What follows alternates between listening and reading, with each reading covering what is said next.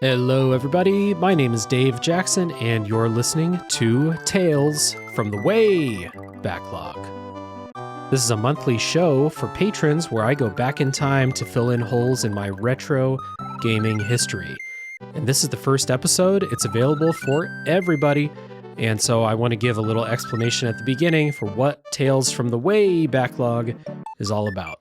So Tales from the Way Backlog, I'm going to pronounce it like that every time, so I hope you're ready, is a monthly show for patrons at the $5 per month level and up. I wanted to go in, provide a little bit more value for those higher level patrons. So $5 and up, you'll get this monthly show. It will be covering retro games at least 30 years old. So right now we'll be going back to 1993 and before. So there are a couple reasons that I want to do this. I want to go back and fill in games that I've never played before, or at the most, those games that I like dabbled in at a friend's house a couple times, or like, maybe, well, no, I wouldn't have rented it because I didn't have a console in 1993. So yeah, that's what we're going to be doing. We're going to be going back and playing some old retro games. And the goal for the show is for these to be short, maybe 20, 30-minute episodes. A lot of these games are pretty short. A lot of the games I want to play for the show don't have, long stories that I need to spend a lot of time on. It'd be mostly just talking about my experience, going back and playing some of these games from an era that I didn't grow up with. So a little reason why I have so many of these games is, so I was born in 1988. So I was old enough to grow up with a Super Nintendo at the very least, but I didn't. I didn't have a console until 1995, 96. I had a Game Gear, maybe 97. I don't even know. And I'm kind of placing this in time from when the Power Rangers movie came out. And the reason I'm saying that it might have been this time, and tying it to the Power Rangers movie is because that's the game I remember playing the most on the Game Gear, the Power Rangers movie game. So that game was released in 94. There's no way we got it right when it released. So I'm putting it around that time. And so I played a Super Nintendo over at friends' houses sometimes, but I didn't own one. So I never beat a Super Nintendo game until much, much, much later. I don't think I've ever beaten an NES game. Except if you count the version of Super Mario Brothers that they put on the Game Boy. I beat that.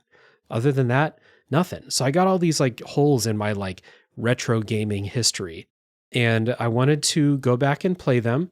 A lot of them, I could turn them into full episodes of Tales from the Backlog.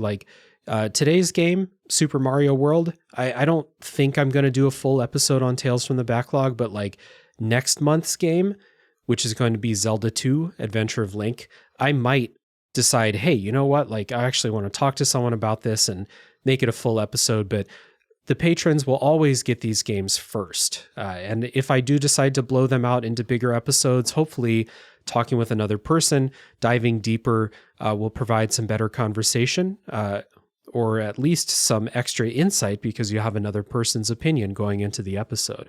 So back to my personal history. Again, I didn't have anything until that Game Gear. I didn't have a home console until 1999 or 2000 when we got the N64. So again, I got a lot of stuff in the history where I've never played before. So the goal of this show is a lot of people who know me and my my thoughts about the games that I play is I don't get along with a lot of retro game sensibilities, design philosophies, and things like that.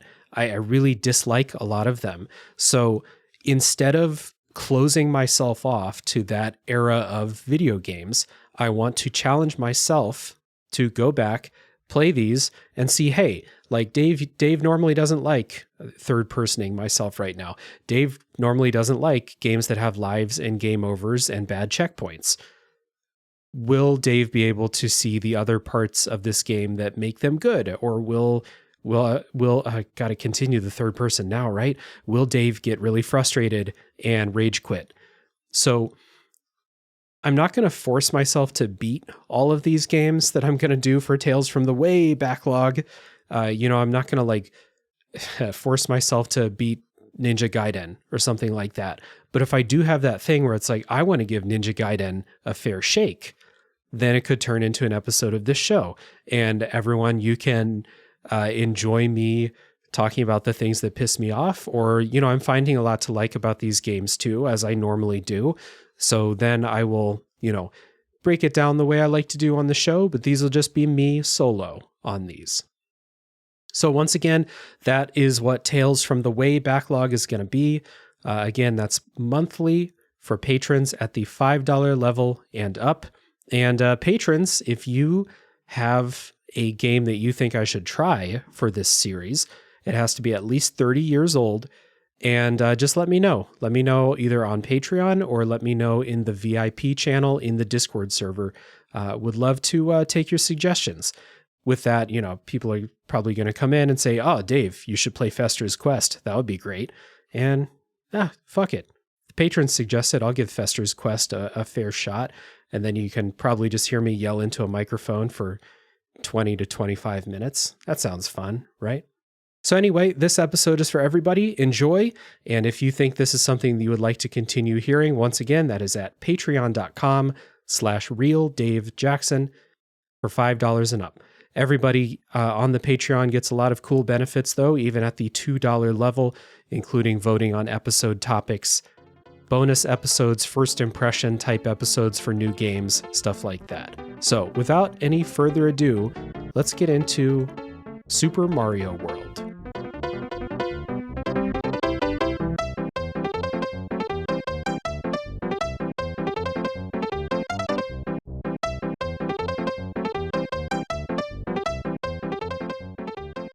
Super Mario World, developed by Nintendo EAD, published by Nintendo for the Super Nintendo in 1990 in Japan, 1991 in North America, and 1992 in Europe and Australia.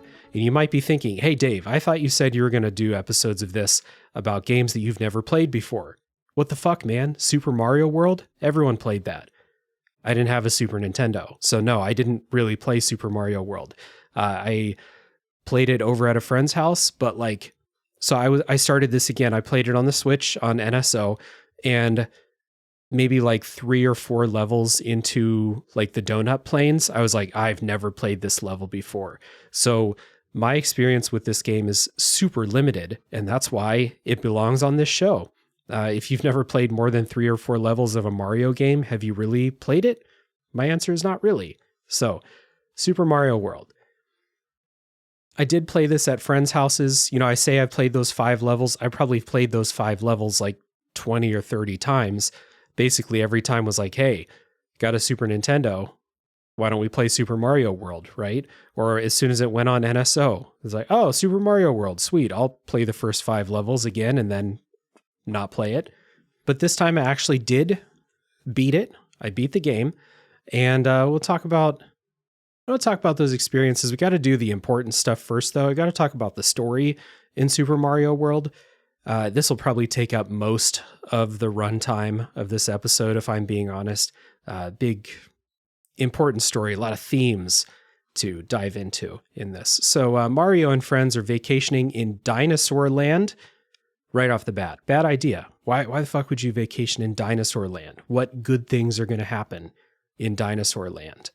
So that makes this a prequel to Jurassic Park, I think. I think that's how that works. So in Dinosaur Land, Bowser captures Princess Peach, and Mario and Luigi meet Yoshi, who tells them that all of Yoshi's friends have been captured by Bowser's minions, and you're going to work your way through all of these lands, freeing the Yoshis, and saving the princess at the end. So I guess that's all the story I have. I guess if you want more story, you have to watch Jurassic Park. That's where the story picks up and continues. So you free all the Yoshis, and then they go around and they start eating people. They eat Wayne Knight or something like that. Wayne Knight gets gooped in his face. It was a whole thing. Those Yoshis, you shouldn't have saved them. They're bad people. So on to my experience with Super Mario World. So with Mario, like I said, I played Super Mario Brothers on the Game Boy Color, maybe, I think. And I beat that when I was in middle school, high school, something like that. I beat that.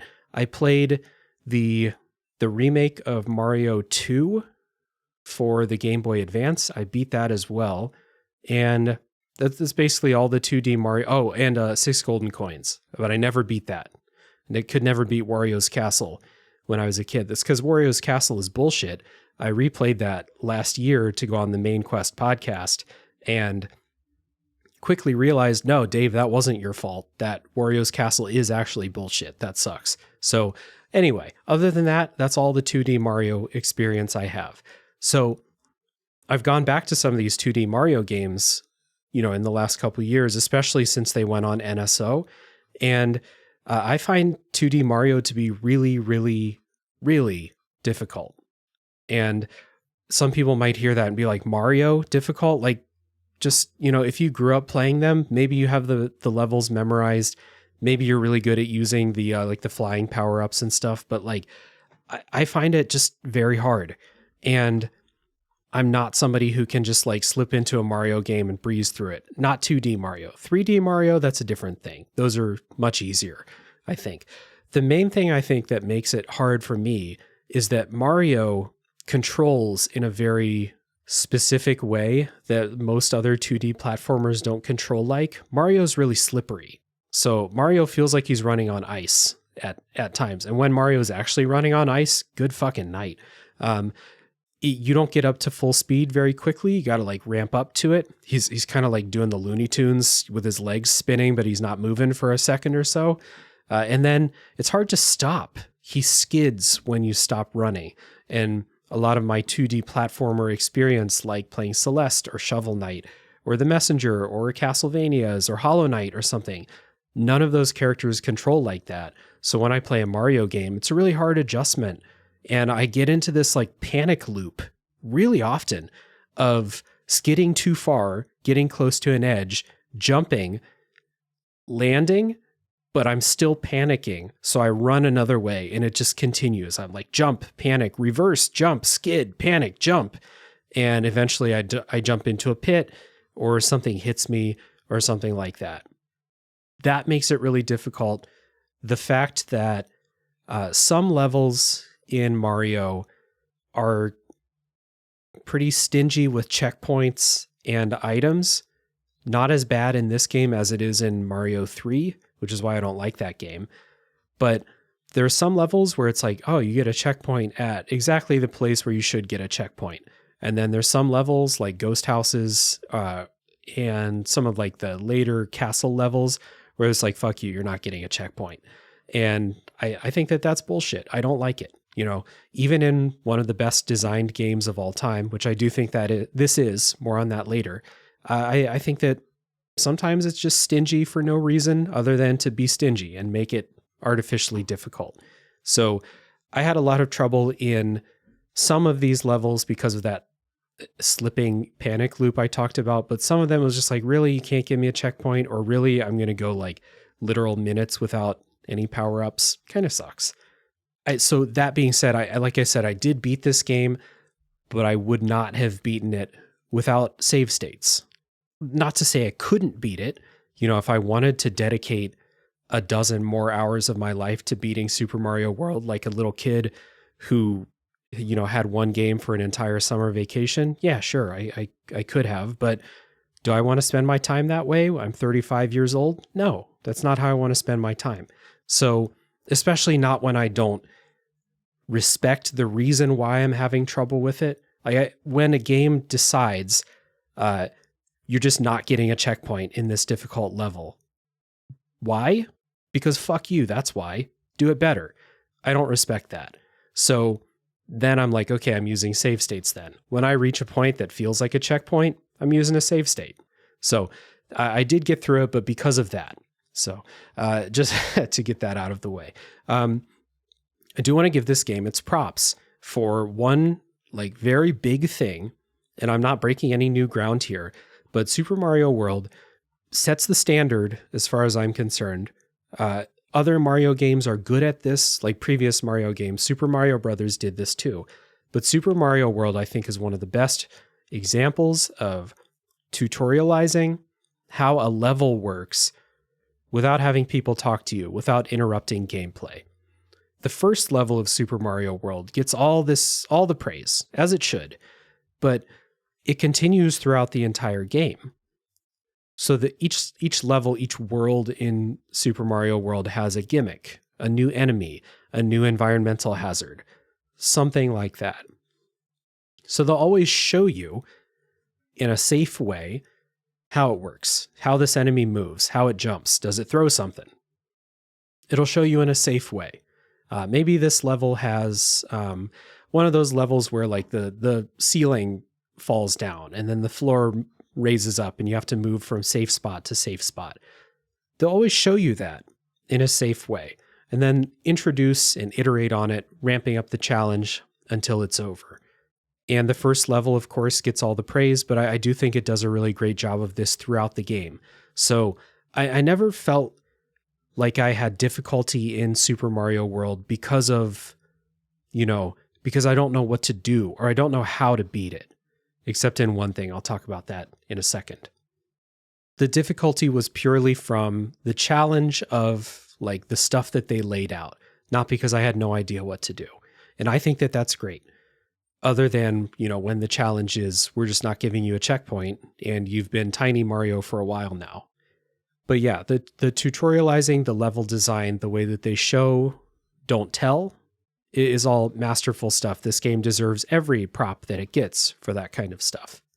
There are a couple things that were kind of introduced in this, or maybe not introduced for the first time. Again, I'm not a Mario historian, but I did play Mario 3 and then I played this. So stuff like being able to bank a power-up is really great. So like if you have a fire flower and then you find the feather, you can take the feather and it will bank the fire flower. And that's awesome. Then if you get hit, your mushroom will fall down and it will like turn you big again, right? That's awesome. It's a welcome change from Mario 3 where I thought they were way too stingy with power-ups. And if you wanted to like go get another power-up, you had to leave the level and go back to one of those like toad houses or whatever. And maybe I'm not remembering exactly right, but you had to go to one of those places to get a new power-up. And that sucks. I want to just do the level. I don't want to leave the level, go somewhere else, and come back. Not in Mario. So that's great. The cape feather is really powerful. If you hit it right, you can basically skip some or most or all of levels. That's cool. It's not as powerful as the one in 6 golden coins, which is broken. But this one was fun. I enjoyed that a lot. And of course, Yoshi. Being able to ride on Yoshi and eat stuff, and Yoshi serves as basically another hit point for you. I enjoyed that.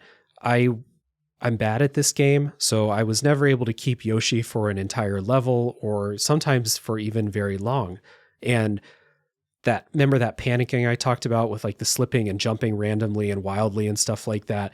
When Yoshi gets hit and he starts running away, I almost never got Yoshi back because I would just panic and I just almost never really got used to how Mario moves because it's so different from the other stuff I've played. So when Yoshi started running away, maybe like 1 in 10, I'd be able to get Yoshi back, or I'd get hit again as soon as I got Yoshi back and then he'd run off a cliff or something like that. So Yoshi was more like a bonus. When I got Yoshi, I could never count on like, I'm going to professionally move through this. I'm going to use Yoshi as a springboard, stuff like I just couldn't do that. I couldn't reliably do stuff like that. I'd always lose him. So just kind of a nice little fun bonus. So back to the feather and how you could skip levels, basically, or skip through parts of levels. It's a little bit harder to control, and I think that this game's secrets kind of tie into that feather because there's a lot of secret exits to levels. There's one part in the game where you have to find a secret exit, and I was just like completely stumped by that. And it turns out I needed the feather and I needed to like fly past the end of the stage to get to a secret exit. And this is one of those things that like I ran into this when I was talking to people about, hey, I'm having a hard time with Super Mario World, and people just be like, oh, just find the secret exits. It's easy. I'm like, bro, I don't fucking know where the secret exits are. How am I going to find them? And they're like, I know where they are. I'm like, okay, cool. Great advice. I appreciate you. So, there was one part where it's in this, the Forest of Illusion, where if you go to the exits, the regular exits of the levels, you'll never make progress on the map. You'll keep looping these same like 3 or 4 levels. And what you have to do is find a secret exit. And I was having trouble getting to the end of the level with a power-up. I was having trouble getting to the end of the level in general. But what you have to do is get to the end of the level with the feather for the one that I did.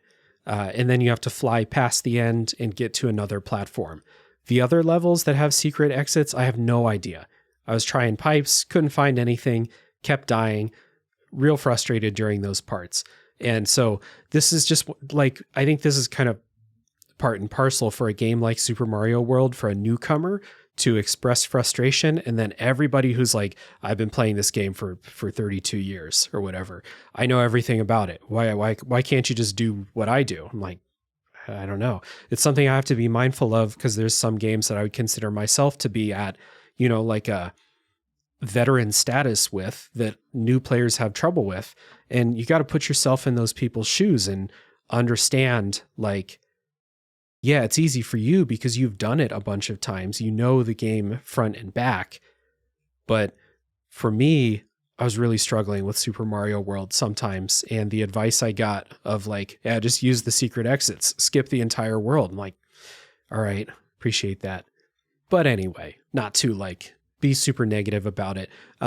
This game was hard, but I did beat it. I thought it was, mostly pretty fun going through levels. I did get real mad sometimes. Again, difficult game. And then to like, I already said I don't like lives and game overs. To get game overs and get your progress reset just feels like a slap in the face at this point.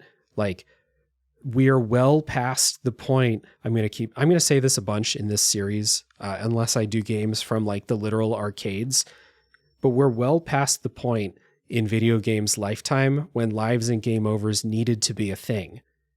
And I just like, if you're telling me that the reason that they're there is to extend games to give people value for money, that's cool. I can like mentally accept that as a reason, but as someone in 2023, which is where my mind is when I'm doing these kind of experiences, as someone in 2023, I don't like it. I don't need games to be artificially extended. So, like, before you get mad at me for not taking historical context, I get the historical context, but it's still frustrating. I'm allowed to think both things. So, difficult game. Also want to touch on this game still looks incredible. Visuals are great. The music is still, what do I need to talk about how good the music in Super Mario World is? It's awesome. You've been listening to some in this episode. Still holds up. Really, really awesome across the board. There was one other thing, and this is going to be another continuous maybe trend in here, when Dave expresses frustration about something that was explained in the game manual. And I don't know if this was in the manual, but the final boss of Super Mario World requires you to throw things up, which you never have to do in the entire game up until that point. I got through the whole game without throwing a single... I don't even know if I picked up that many shells and threw them horizontally. But you have to do that in the final boss. I had no idea you could do that until I looked up, okay, what am I missing here? Maybe that was in the manual, but it's one thing, maybe the only thing that is not tutorialized in the game, the way that every single other gimmick, item, everything else is tutorialized. So the final boss was decently fun though, once I figured that out. Yeah. So, Super Mario World. Final thoughts here, since we're getting on 25 minutes, which is about how long I want these episodes to be. So in total, I did beat this. I appreciate it, for the game design aspect, the design, the visuals, the music. I love it. It's a game that I'm happy to say that I finished. beat for the first time.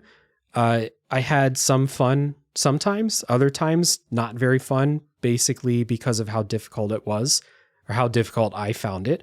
Again, it was mostly the way Mario handles and how sometimes the game just suddenly decides, yeah, this is a really hard level. It's super long. You're not getting a checkpoint. Fuck you. And I don't like that. I don't like it. Especially when getting a game over means I have to go beat those levels all over again. I've proven to you that I can do it. Don't make me do it again. So all told, it's a game I appreciate. I'm glad to say that I beat it, but never say never, Justin Bieber. But I don't think I'm going to play this again. I don't foresee a reason why I would think to myself, you know what I'm going to do? I'm going to sit down and play Super Mario World. I just don't see it happening. And it's partly because I don't have any nostalgia for this game, really, but also because if I want a platformer, there are other platformers I think I'll enjoy more. And if I want a Mario game, a 2D Mario game, there are other 2D Mario games that I've never played. So I would like to go back and play that. I never played the one with Baby Mario. Never played it. I've never played the original Mario 2. I haven't played Super Mario Brothers for 20 years. So I might go back and play those first. So all told, it's a game where I can see the quality. I can see why everyone loves it. I can see why, if this was a part of your childhood, you would treasure this game. I would recommend that people play it if you have not played Super Mario World, if you're like me. If you played it at a friend's house a couple times but never owned it yourself, yeah, go try it. Just not totally my jam at the end of the day. So that is the end of this episode of Tales from the Way Backlog. Thank you for listening. Again, this is a series that's going to be for patrons at the $5 level or higher. Next month, we're going to be talking about Zelda 2 Adventure of Link, which I'm playing right now, and I got some thoughts. I'm really excited to get this series going. I'm excited to continue to challenge myself with these games, check them out, see how they hold up today, see what I like, see what I don't like. So again, this episode is for everybody. If you're considering joining the Patreon, you'll get perks like voting on games to appear on the show, bonus episodes, first impression episodes. There's going to be a first impression episode for Final Fantasy 16 after that game comes out. There was already a first impressions episode for Tears of the Kingdom. And yeah, that's all available for the $2 patrons. $5 patrons will get this show. $10 patrons get their own benefits. So head on over to patreon.com/realdavejackson to look at the tiers and see if that's something that's interesting to you. If not, I still thank you for taking the time to listen, and I hope to see you on the next episode, the full episode of the show.